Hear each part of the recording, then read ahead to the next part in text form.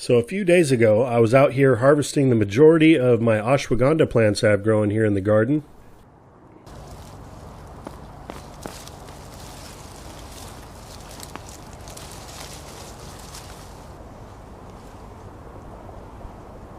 So after harvesting the roots of those plants, I cleaned them up and I put them on a drying rack. And after a couple days, I took them off the rack and I filled up this jar here. This is a half-gallon jar. So this is what we ended up with. I decided to put one of these white cap lids on the jar, and I've left it a little bit loose just so that a little bit of air can still circulate. These roots aren't 100% dry, there's still a little bit of moisture, so that's how I'm keeping them for now. And now I'd like to invite you along into the kitchen with me. I'm about to brew up my very first batch of ashwagandha tea using these homegrown roots. Making ashwagandha tea from the dried roots is extremely easy.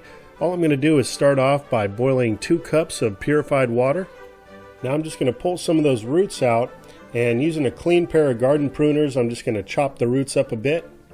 I'm going to be using a tablespoon of the chopped roots for the 2 cups of water, and there's 3 teaspoons to a tablespoon, and generally most people might use about a teaspoon per cup of water, so I'm doing a little bit more as I'm a bigger guy and I do have some experience with this herb.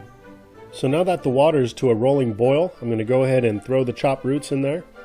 I'm going to throw a lid on here and then turn the heat all the way down to almost low. I'm going to give this 10 minutes to steep. Alright, so it's been 10 minutes now. Let's see what we got here. You can see the water is still at a slight boil. And wow, you can really smell it. It's quite pleasant actually. So now, just using a simple strainer, I'm going to strain the liquid from the root.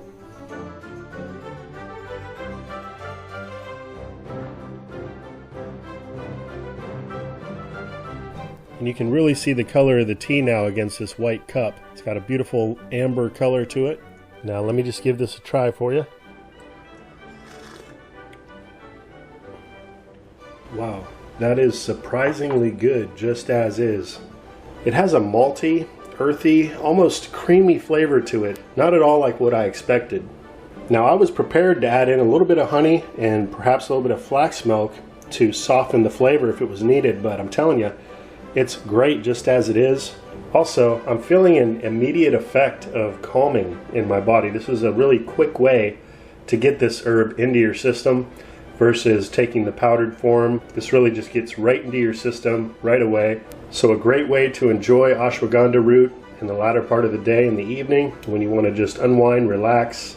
And this drink won't only aid in helping you to get a restful night's sleep, but it's also giving you all those wonderful other benefits that ashwagandha provides. And this just goes to show right here how just growing a few of these plants as an annual is going to provide you with many, many batches of tea like this.